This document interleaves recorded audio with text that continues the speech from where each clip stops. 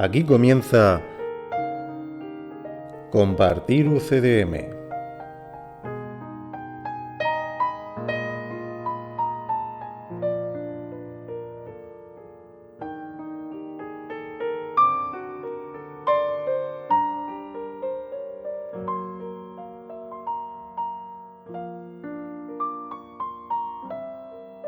Bienvenidos a Compartir UCDM Podcast,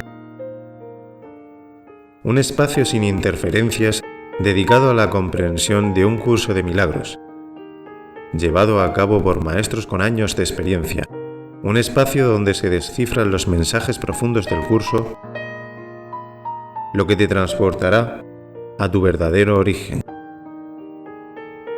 Un espacio donde se revelarán los misterios más ocultos de la existencia. Bienvenidos una vez más a Compartir UCDM.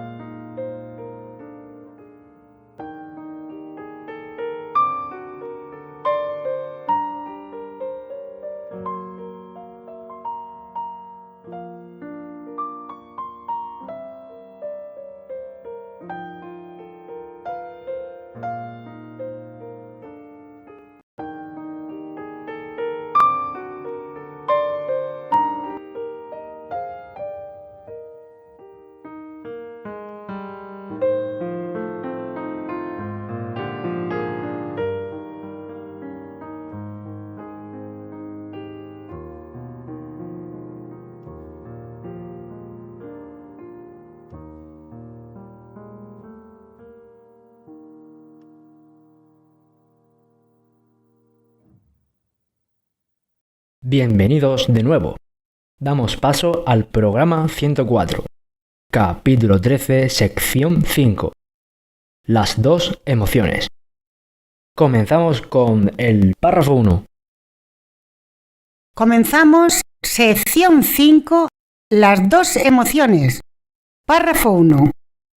Dije anteriormente que solo puedes experimentar dos emociones, amor y miedo.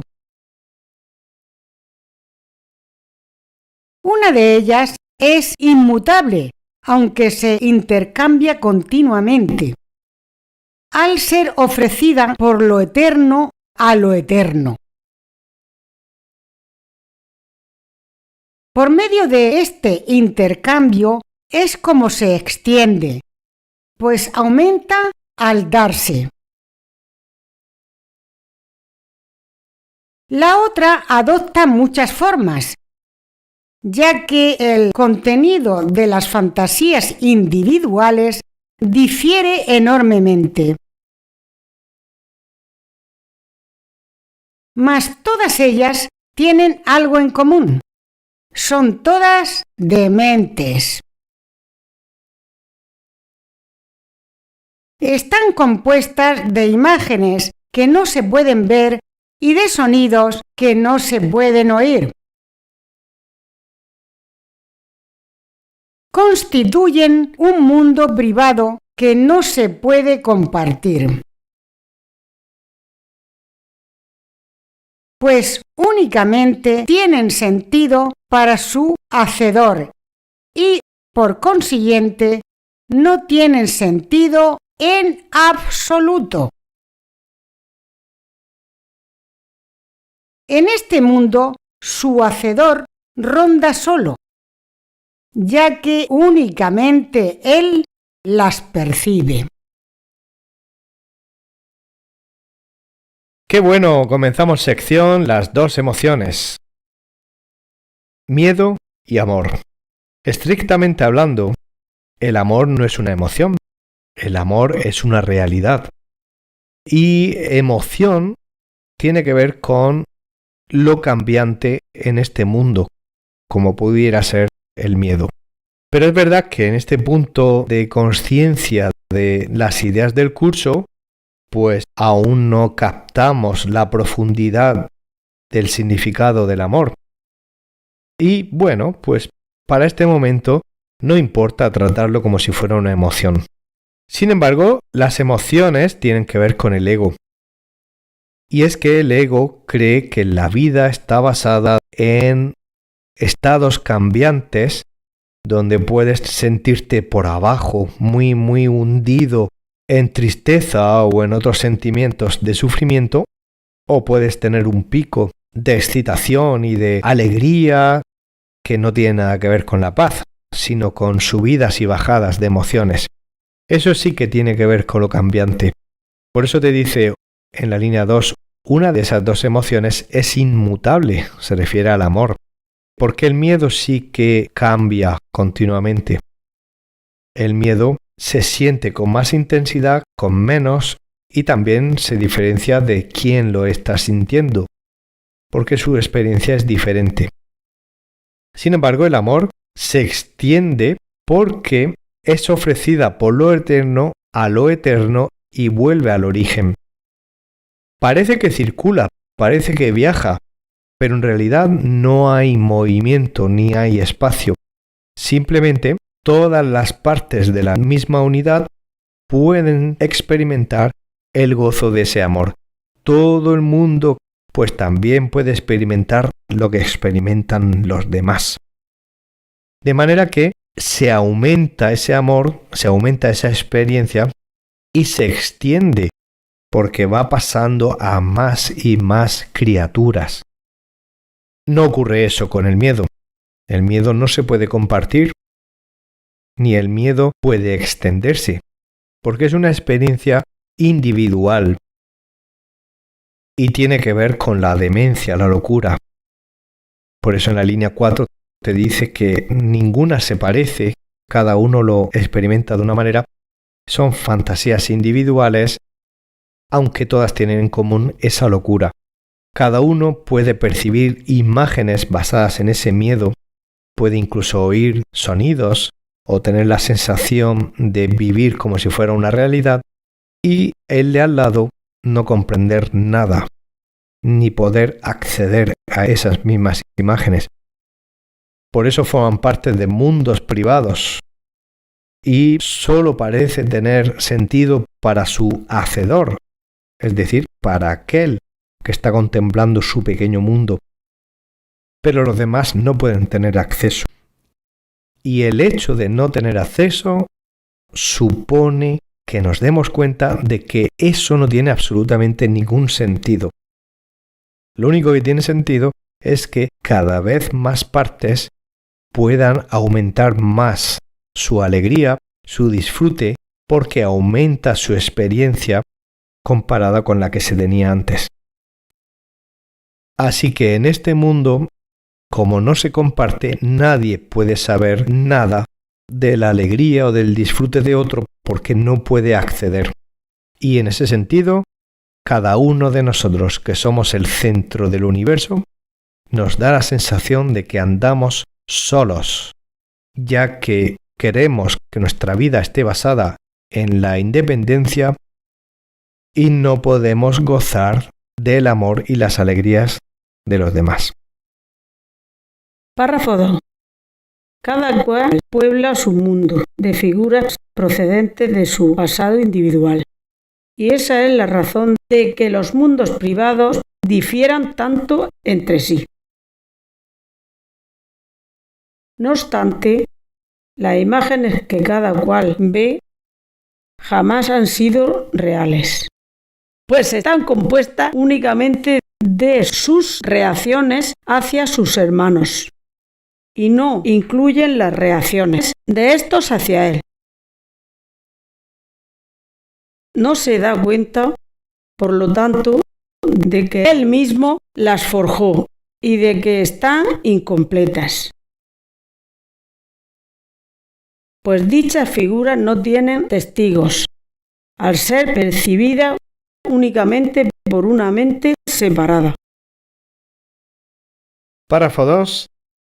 Bueno, pues claro, cuando uno todavía no sabe cuál es su función verdadera, y cree que su función tiene que ver con vivir un mundo al margen de Dios, pues a lo largo de la vida va tomando decisiones que tienen que ver con eso, pero cada decisión individual produce una serie de consecuencias y cada vez que se toma una decisión, pues hace que con el tiempo derive en caminos muy diferentes del de los demás.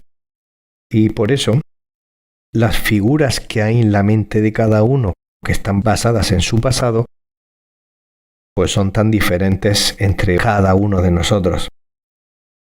Ninguna de esas imágenes jamás ha sido real, aunque nosotros queremos conservarlas y entonces creemos que lo son, creemos que son reales. Y además, dice la línea 2, que están basadas solamente en las reacciones que nosotros mismos tenemos hacia los demás. No tiene nada que ver con las reacciones de los demás hacia nosotros, ni lo incluyen. Y eso es porque realmente no conocemos los sentimientos, las imágenes, las ideas de los demás, porque no se pueden compartir. Como no se pueden compartir, solo podemos ser conscientes de los nuestros y toda nuestra vida está basada en esas reacciones hacia los demás. Por ejemplo, al del frente no le gusta su cuerpo, pero no sabemos los pensamientos del de enfrente. Sin embargo, el de enfrente sí que está reaccionando ante sus propias ideas, pero no sabemos lo que el otro puede querer o pensar. Así que reaccionamos ante nuestras propias ideas con respecto a los demás, pero no sabemos qué sienten los demás, ni qué piensan, ni cuáles son esas imágenes de su pasado.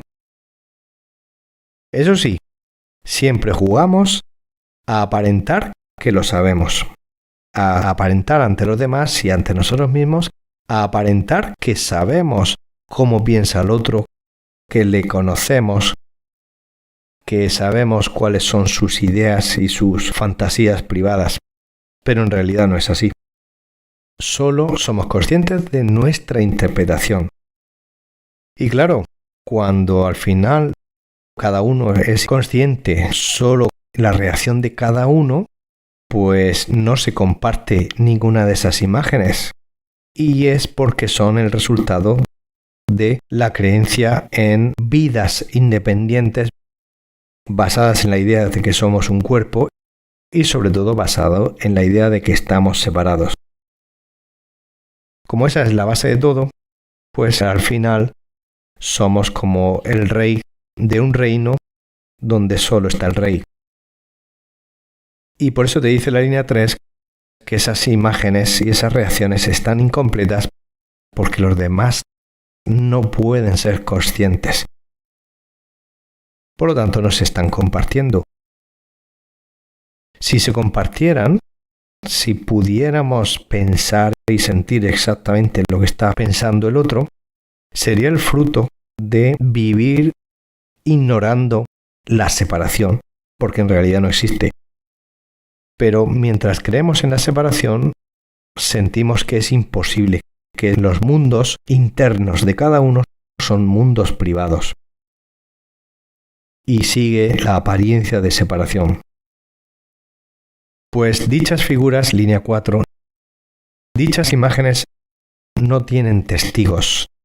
Nadie es consciente de ellas, salvo percibidas solamente por la mente que se cree separada. Párrafo 3. A través de estas extrañas y sombrías figuras, es como los que no están cuerdos se relacionan con su mundo de mente. Pues solo ven a aquellos que les recuerdan esas imágenes, y es con ellas con las que se relacionan. Por lo tanto, se comunican con los que no están ahí, y son estos quienes les contestan. Mas nadie oye su respuesta, excepto aquel que los invocó, y solo él cree que le contestaron. La proyección da lugar a la percepción, y no puedes ver más allá de ella. Has atacado a tu hermano una y otra vez, porque viste en él una sombría figura de tu mundo privado. Y así, no puedes sino atacarte a ti mismo primero, pues lo que atacas no está en los demás. La única realidad de lo que atacas se encuentra en tu propia mente y, al atacar a otros, estás literalmente atacando algo que no está ahí. Párrafo 3. Bueno, estas extrañas y sombrías figuras. Ya hemos dicho que nos estamos refiriendo a esos pensamientos de sospecha, de miedo, de creencias que le llevan a pensar a uno que cree que en su pasado le traicionaron, pues está pendiente de que le vuelvan a traicionar, está pendiente de quién va a ser el que le va a traicionar, o aquel que cree que le atacaron está pendiente y preparado porque cree que le van a atacar, aquella persona que fue engañada está atento porque cree que le van a engañar, etcétera, etcétera. Todo viene del pasado y esos pensamientos en base a ese pasado son como fantasmas que rondan en la mente. Y cuando pasa alguien por delante, de todos los que pasan, hay ciertos hermanos que les recuerdan esos fantasmas, esas sombrías figuras, y reaccionan ante esas personas.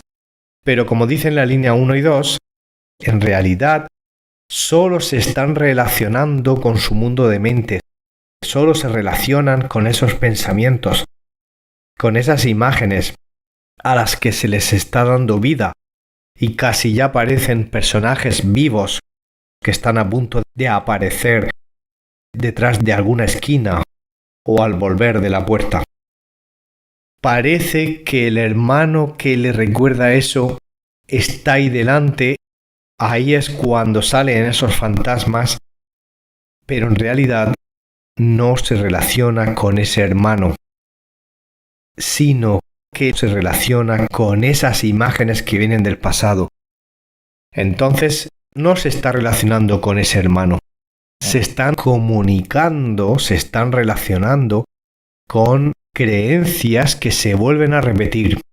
Y cuando ven al hermano, le parece ver que ese hermano vocaliza justo lo que teme ver. Le parece ver que el hermano actúa tal como está temiendo. Y por eso dice en la línea 3, son estos fantasmas quienes les contestan. Parece que es el hermano que está delante el que contesta, pero es lo que ve la persona en ese hermano, lo que le está contestando a esa invocación. La invocación significa, sé que en cualquier momento va a aparecer ese fantasma dentro de mí. Cuando uno lo invoca, cree que aparece en un determinado momento y lo confunde con el hermano que aparece por delante. Pero en realidad solo contesta su propia suspicacia, solo contesta lo que cree que está viendo. Por eso en la línea 4 te dice que nadie más oye esa respuesta. Los que están alrededor no ven nada de eso, nada más que aquel que está interpretando que le están traicionando, o le están atacando, o le están engañando, etcétera, etcétera. Los demás se quedan extrañados, pensando, no veo eso, no entiendo lo que está diciendo. Y es que no está pasando eso. Simplemente está reaccionando a esos pensamientos que vienen del pasado y que se temen que van a aparecer en cualquier momento. Por eso, solo él cree que le han contestado. Solo está reaccionando a ese fantasma que parece haberse manifestado. En la línea 5 te recuerda algo que hemos dicho antes, y es, cuando comenzó la proyección, eso dio lugar a la percepción. Entonces, cuando parece que vemos un hermano delante de nosotros, o parece que vemos un mundo ante nosotros, a partir de ahí surge el mundo de la interpretación. A partir de ahí todo lo que vemos es interpretado y no sabemos verlo tal como es. Si lo supiéramos ver, nos daríamos cuenta claramente de que son figuras, imágenes, ilusiones que no están ahí. A esas ilusiones le hemos atribuido valores, significados, y ya no nos parecen ilusión, sino algo que está ahí, porque creemos que tiene un sentido. Claro, al ver esa proyección y al interpretar lo que nosotros queremos y que no concuerda con esa proyección, eso nos impide ver más allá. Línea 5. Nos impide ver el amor, que es lo que nos rodea y está por todos sitios. Solo vemos ese pasado que parece amenazarnos. Y es que, línea 6, has atacado a tu hermano una y otra vez porque viste en él una sombría figura de tu mundo privado. Y al hacer eso, lo único que has hecho antes de que aparezca ese hermano es atacarte a ti mismo primero. Porque primero ya estás temiendo que esos fantasmas vengan y vuelvan. Y eso ocurre antes de que te cruces a tu hermano. Por consiguiente, lo que estás atacando en realidad no es a ese hermano que aparece, sino al pensamiento fantasma que hay en tu interior. El ego quiere que lo vincules a la imagen de enfrente, a la imagen de tu hermano. Entonces, está en tu propia mente y cuando crees que atacas a otros, línea 8, en realidad estás atacando porque crees en el ataque algo que no está ahí. Volviendo a recordar la figura de Don Quijote cuando estaba ante los molinos y creía ver gigantes que venían a robarle a Dulcinea, su amada. Y Sancho le decía: mi señor, solo son molinos, tranquilícese, no hay nada ahí. Pero es que Don Quijote estaba viendo monstruos y gigantes que están en su mente antes de llegar a cruzarse con los molinos. No tiene nada que ver con lo que encuentra delante, sino que lo único que ve son sus propias pesadillas. Párrafo 4. Los que viven engañados pueden ser muy destructivos, pues no se dan cuenta de que se han condenado a sí mismos. No desean morir. Sin embargo, no dejan de condenar. De esta manera, cada uno se aísla en su propio mundo, en el que reina el desorden y en el que lo que está dentro aparenta estar afuera. Mas no ven lo que está dentro, pues no pueden reconocer la realidad de sus hermanos. Párrafo 4. Si bien en el párrafo anterior hemos dicho que uno se relaciona con la idea que tiene y con su propia interpretación, con esas sombras, y eso ocurre independientemente del hermano que está enfrente, pues habría que añadir que esa idea que tenemos en la mente es anterior a haberse cruzado ese hermano. Si uno ha nacido con la idea de escasez, con todas sus variantes, como por ejemplo pensar que los demás puede que intenten quitarme algo, a lo mejor cuando tiene 28 años se cruza con alguien y uno asocia ese miedo que tiene, que intenten quitarme algo, con un hermano cualquiera. Y esa asociación es arbitraria, es decir, uno elige a ese hermano y no es que ese hermano tenga nada que ver con esa idea. Es que antes de eso, antes de haberse cruzado con ese hermano, lleva 28 años teniendo una idea errónea en la mente. Por eso ni siquiera tiene que ver con ese hermano. No hay que mezclar personas con ideas. No hay que mezclar hermanos con errores mentales. Porque son ideas que arrastramos toda la vida y lo que hacemos es reaccionar a ellas. Y un tiempo después es cuando acabamos cruzándonos con alguien y ahí el ego propone que ese que acaba de pasar por delante es el motivo y la razón de cómo me siento ahora mismo.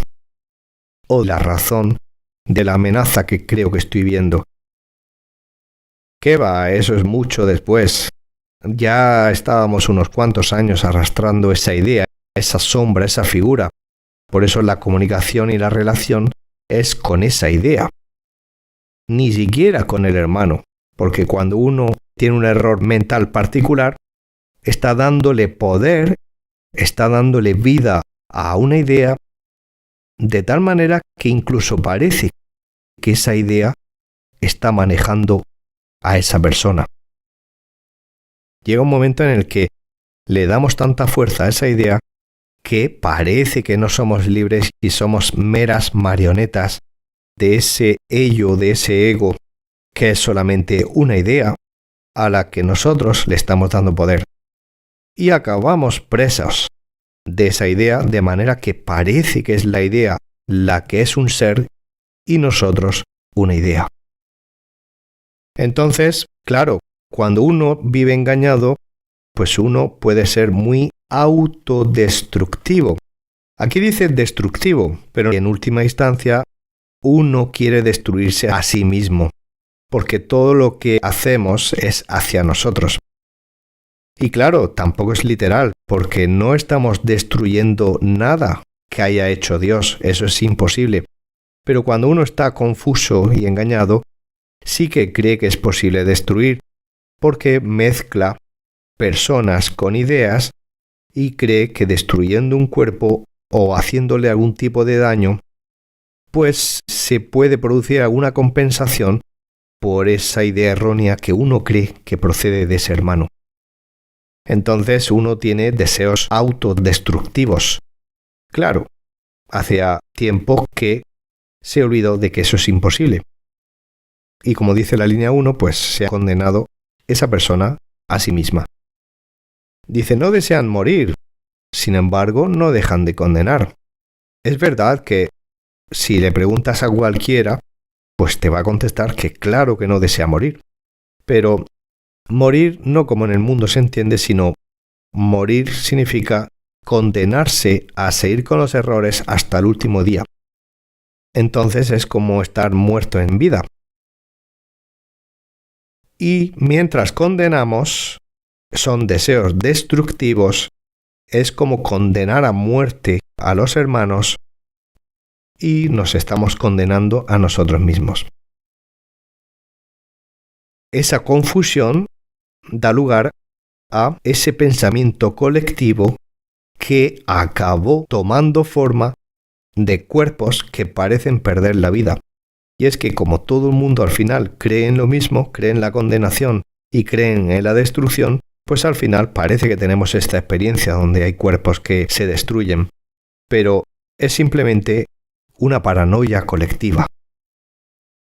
Y esa paranoia colectiva parece que se comparte con los demás. Sin embargo, como dice la línea 3, en absoluto. Cada uno se aísla en su propio mundo y cada uno lucha contra sus propios fantasmas en el interior.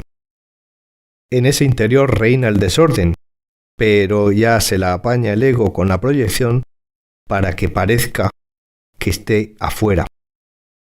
Y uno trata de solucionar, trata de corregir o de arreglar esa idea afuera. Y se está equivocando de nivel, porque el hermano simplemente pasaba por ahí y no tiene nada que ver con ese conflicto que uno tiene. Pero claro, cuando uno está confuso, uno no ve que todo está adentro. Y al no verlo, no pueden reconocer la realidad del hermano. No puede ver el hermano tal como es.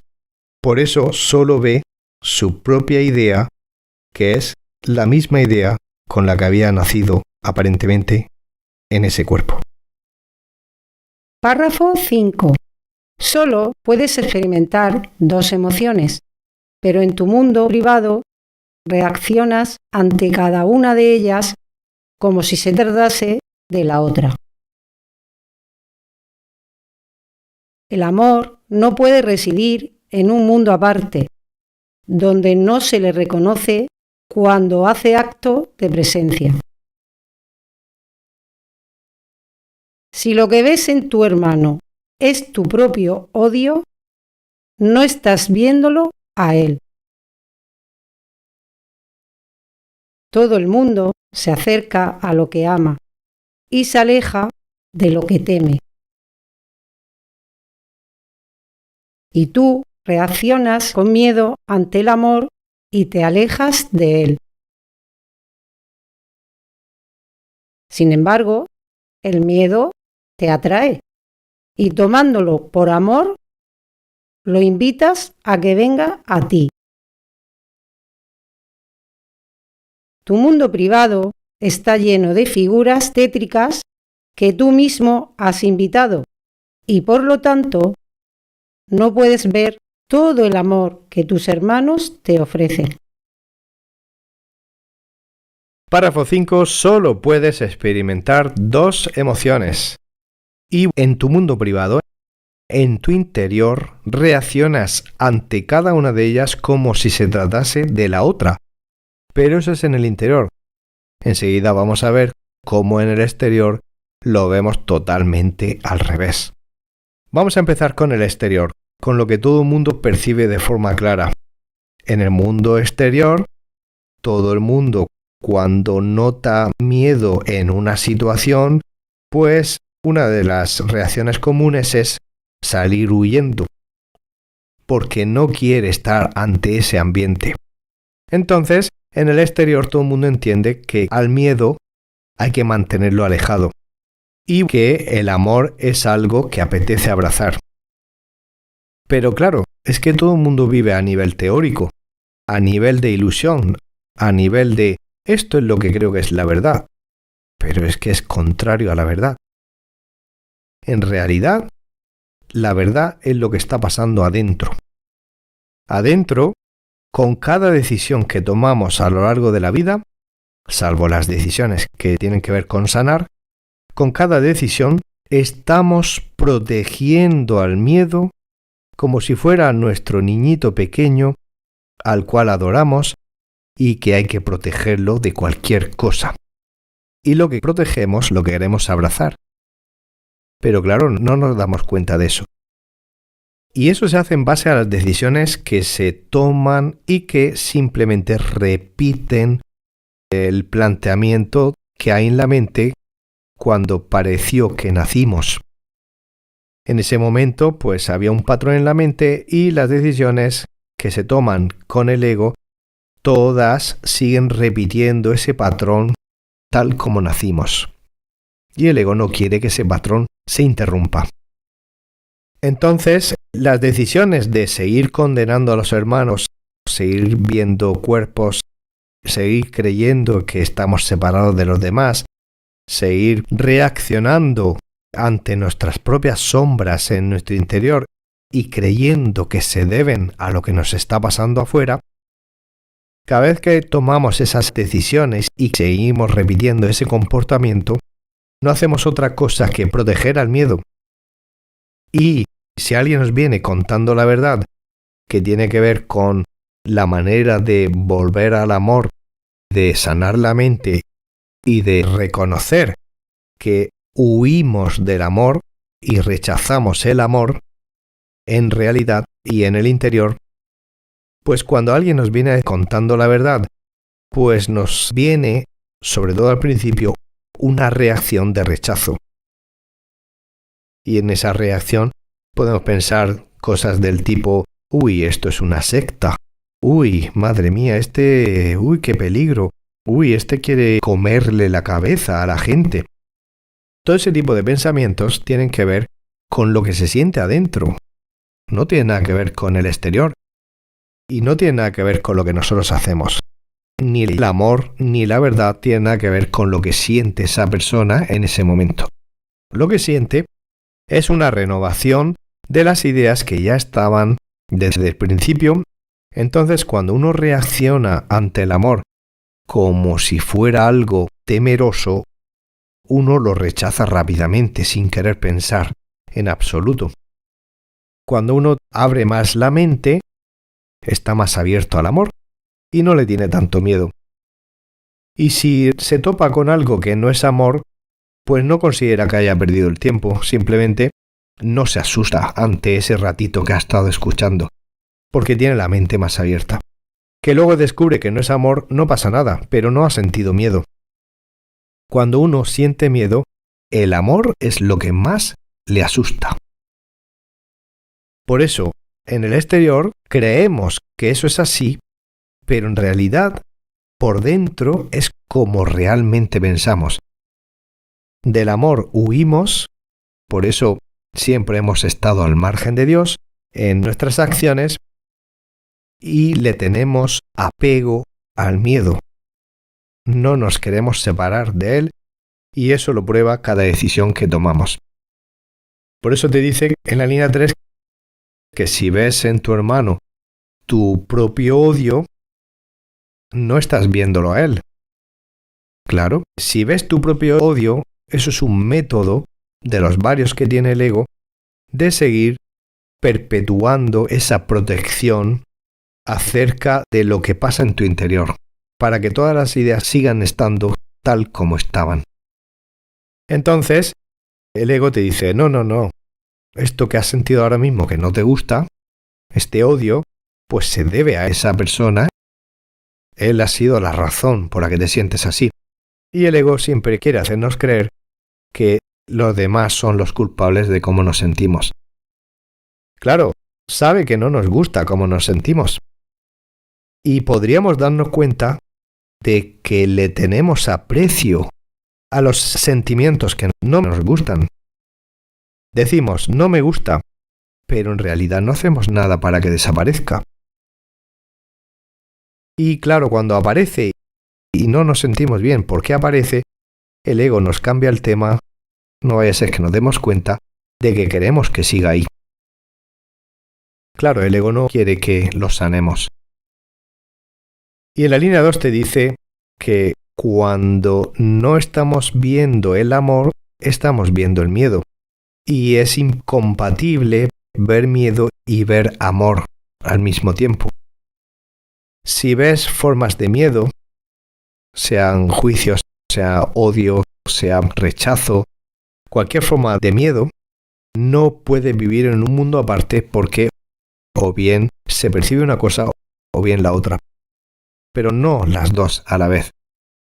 Por lo tanto, solo el mundo del amor es real y como todo el mundo sigue apoyando al miedo, parece que hay un mundo aparte del reino del amor de Dios. Entonces, es incompatible y todo lo que estamos viendo en realidad no está ahí. En el momento que aquí mismo, en lo que parece un planeta Tierra, somos capaces de reconocer el amor, entonces hemos elegido ignorar toda forma de miedo y vemos que eso no tiene ningún sentido, que solo tiene sentido el amor. Por eso lo que estás percibiendo es tu mundo privado, que parece proyectarse afuera. Ese mundo está lleno de figuras tétricas, línea 7, que tú mismo has invitado, lo cual significa que sigues manteniendo en tu mente, protegiendo y cuidando bien a esos invitados. Y claro, mientras estás viendo esas ideas, no eres capaz de ver lo único que se puede ofrecer y se puede dar, que es el amor de tus hermanos. No los puedes ver porque parece que hay una barrera en medio. Párrafo 6. Al contemplar con claridad el mundo que te rodea, no puedes sino darte cuenta de que estás sumergido en la demencia. Ves lo que no está ahí y oyes lo que no emite sonido. Las emociones que expresas reflejan lo opuesto de lo que sientes. No te comunicas con nadie y te encuentras tan aislado de la realidad como si tú fueses lo único que existe en todo el universo. En tu demencia, pasas por alto la realidad completamente, y donde quiera que tu mirada se posa, no ves más que tu mente dividida. Dios te llama, mas tú no le oyes, pues estás embebido en tu propia voz. Y no puedes ver la visión de Cristo, pues solo te ves a ti mismo. Aquí en el párrafo 6 te está hablando solamente que tenemos ideas erróneas y que estamos muy dementes. Creemos que el mundo de Dios es este. Y en realidad, donde estamos de verdad es en el mundo de Dios, que es real.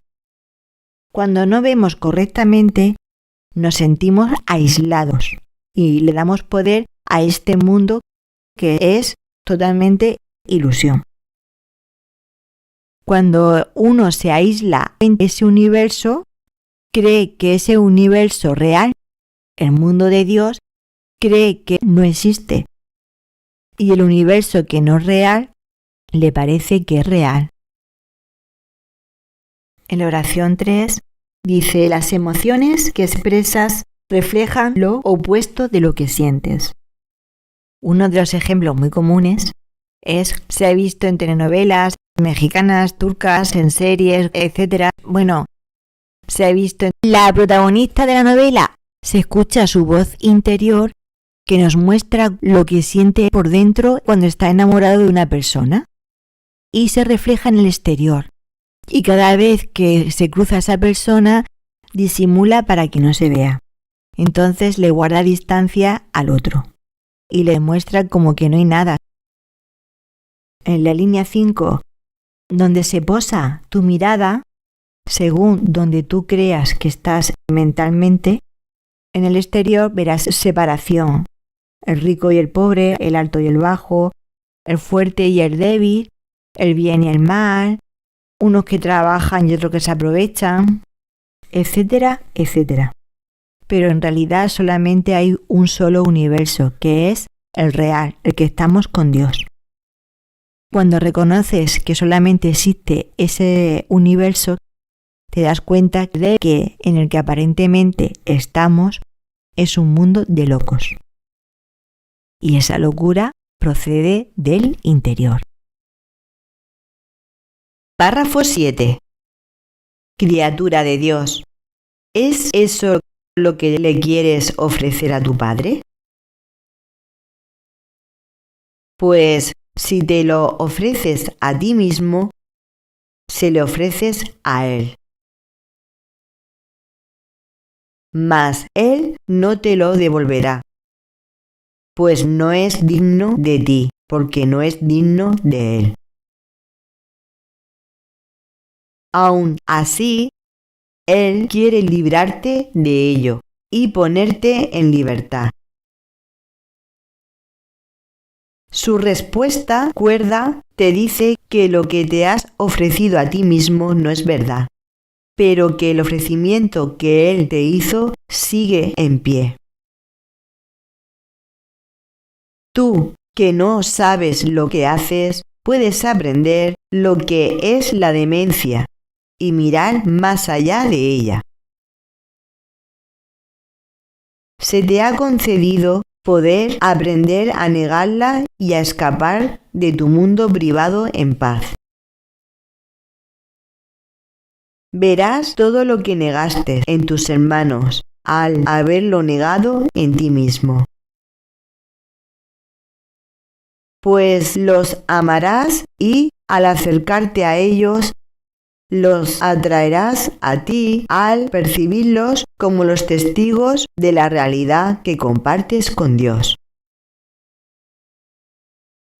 Yo estoy con ellos tal como estoy contigo, y juntos los extraeremos de sus mundos privados, pues tal como nosotros estamos unidos, así nos uniremos nosotros a ellos. El Padre nos da la bienvenida a todos con alegría, y alegría es lo que le debemos ofrecer. Pues se te ha encomendado cada hijo de Dios a quien Dios se dio a sí mismo. Y es Dios lo que les debes ofrecer, para que puedas reconocer el regalo que Él te hizo. Bueno, y en este párrafo 7, pues te está diciendo las consecuencias de querer vivir de forma aislada, de querer interpretar el mundo como si fuéramos los únicos que existimos. Y claro, esa apuesta pues solo trae consecuencias en forma de sufrimiento. Y claro, cuando apostamos por eso, eso es lo que damos. Damos basura. Y claro, Dios no quiere nada de eso, porque Dios no sabe de basura, no entiende. Entonces Dios no lo coge ni lo comparte contigo, porque no es digno de ti, no es valioso. Y nosotros todavía seguimos confundiendo esa basura con tesoros. Así que nosotros aquí en el mundo jugamos a ese juego de yo me lo guiso, yo me lo como. Es decir, hemos olvidado cocinar cuando solíamos hacerlo muy bien y ahora se nos ha olvidado, seguimos con el afán de cocinar a nuestra manera y el resultado es algo que no se puede comer. Yo me lo guiso, yo me lo como. Y ahora, eso es lo que le ofrecemos a los demás, damos basura, pues nos lo hemos ofrecido a nosotros mismos. Y claro, Dios no sabe nada de ello. Hemos olvidado cocinar y claro, Dios lo único que quiere es librarte de tu Alzheimer, es decir, de tu falta de memoria, y liberarte de esa confusión para que vuelvas a dar lo que es digno de ti. Por eso, Él quiere que vuelvas otra vez a disfrutar de su regalo, su ofrecimiento. Y su ofrecimiento es el Espíritu Santo para que podamos otra vez interpretar el mundo de la única forma que se puede interpretar si uno quiere ser feliz. Y es, no estamos aislados de los demás y tenemos que ser muy conscientes de lo que le damos a los hermanos, porque eso entonces es lo que nos estaremos dando a nosotros mismos. Por eso, la forma en que el Espíritu Santo realiza esa inversión del pensamiento es que neguemos esa insistencia, ese deseo en seguir haciéndonos ese guiso a nuestra manera, negando que esa sea la manera adecuada, y eso te conduce a liberarte de tu mundo privado. Porque en realidad, aunque parece que hay un mundo privado, no está en ningún sitio, no es real. Y la única forma de escapar a él es abrirse al reconocimiento de que formamos una unidad con todos. ¿Cómo se reconoce esa unidad? Viendo en tus hermanos la realidad en ellos. Es decir, que no hay separación y que son regalos que están más allá de lo que parece que vemos con los ojos. Lo que producirá en ellos, línea 9, es una atracción hacia ti porque has cambiado de menú y ahora lo que empiezas a cocinar atrae muchos seguidores. Línea 10. Ahí está Jesús, tanto con ellos como con nosotros, dándonos toda esta información para que podamos usarla en pos de ese objetivo de ayudarles a que también nuestros hermanos salgan de sus aparentes mundos privados. A todos, línea 11, el Padre nos da la bienvenida y cada hermano que te viene es justo el hermano que va a recibir eso que vas a dar a partir de ahora. Por lo tanto, es Dios, línea 13, lo que debes ofrecer, porque ese es el regalo que ellos, lo manifiesten o no, están esperando. Párrafo 8. La visión depende de la luz. En la oscuridad no puedes ver, mas en la oscuridad, el mundo privado que habitas cuando duermes, ves en sueños a pesar de que tus ojos están cerrados. Ahí es donde lo que ves es obra tuya. Con todo, si abandonas la oscuridad, dejarás de ver todo lo que hiciste, pues verlo depende de negar la visión. Sin embargo, negar la visión no quiere decir que no puedas ver. Mas eso es lo que hace la negación, pues mediante ella aceptas la demencia, al creer que puedes construir un mundo privado y gobernar tu propia percepción. Mas para esto, la luz tiene que ser excluida. Cuando ésta llega, no obstante, los sueños se desvanecen y entonces puedes ver. Párrafo 8. Comienza diciendo, la visión depende de la luz y en la oscuridad no puedes ver. Así es. Depende de la luz se refiere a la luz de la verdad. Y en la oscuridad, que es el hábitat que tenemos en este mundo, ahí no podemos ver. Pero lo que no podemos ver es la realidad de lo que somos, de lo que es Dios. La luz es la información que recibimos, porque sin esa información no podríamos ver. En la oscuridad está tu mundo privado, ese mundo que te crees tuyo, donde te crees que lo sabes todo, donde tienes muchas creencias y donde crees tú que lo haces bien, alejado de Dios, sin la luz de la verdad. Y crees que no la necesitas.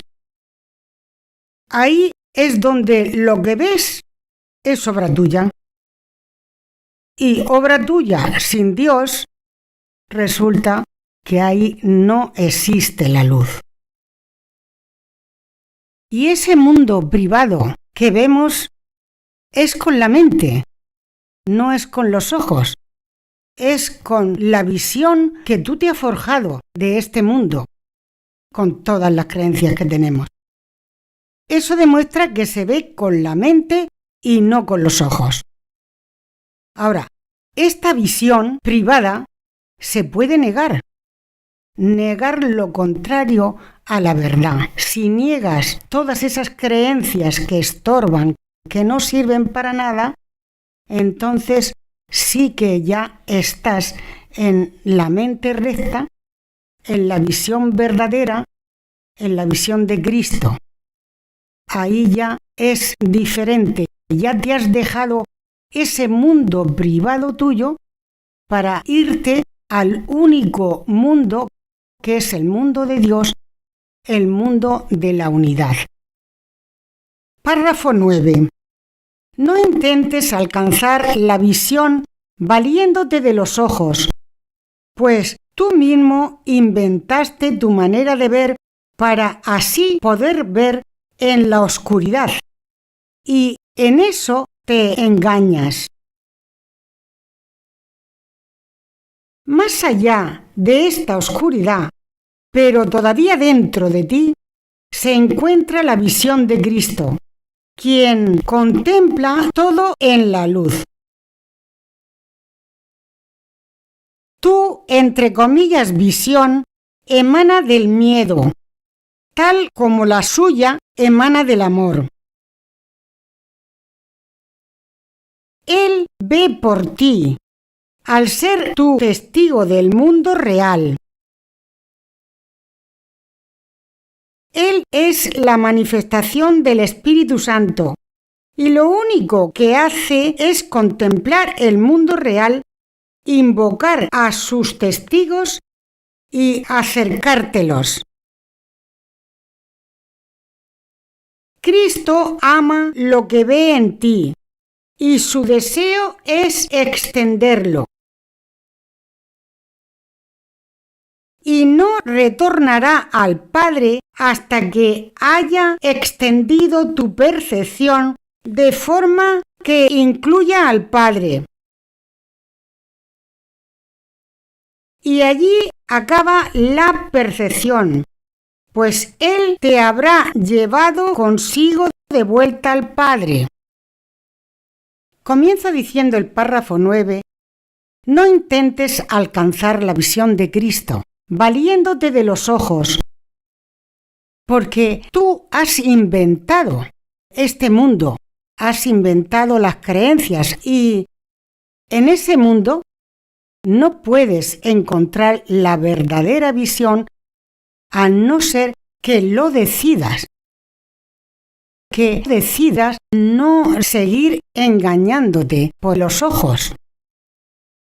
Si tu mundo privado lo estás haciendo valiéndote de tu visión de siempre sobre el mundo, lo estás interpretando valiéndote de tus creencias, pues para salir de esa visión no te puedes valer de tu manera de interpretar el mundo.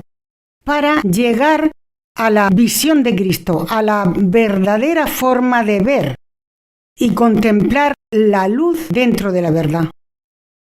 Tu visión emana del miedo y con el miedo no puedes ver el mundo real.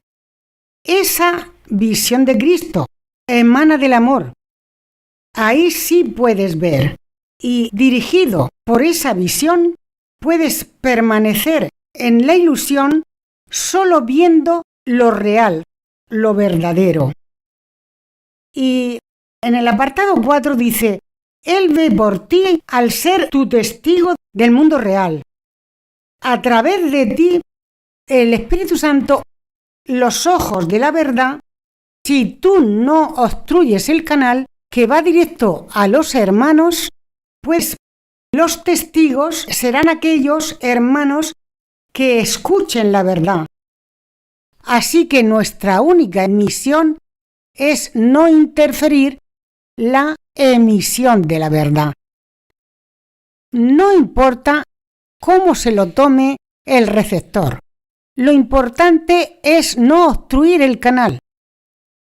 Y lo que retorna al Padre es lo que has purificado aquí con tu visión limpia de la verdad.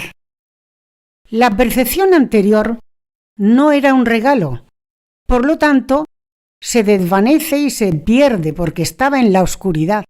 Pero la percepción con mente recta, esa sí es un obsequio, un regalo al Padre, porque va directamente a lo que somos, a lo que fuimos creados, al júbilo. Y es un verdadero obsequio que retorna al Padre. Y ahí acaba la percepción. Párrafo 10. Solo puedes experimentar dos emociones. Una la inventaste tú y la otra se te dio.